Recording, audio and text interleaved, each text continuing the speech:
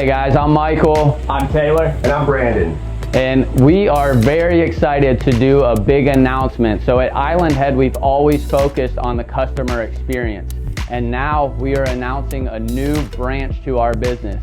We have partnered with former employee Brandon Greenplate, who is a specialist here on Hilton Head in the real estate industry, to bring this short-term rental from South Forest Beach. Let's go inside. Absolutely, let's check it out.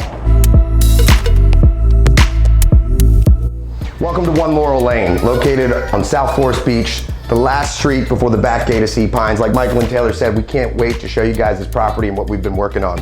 So just a quick rundown with it. It's a 6-bedroom, 4-bath, 5 houses back from the beach, directly on the beach path with a private pool.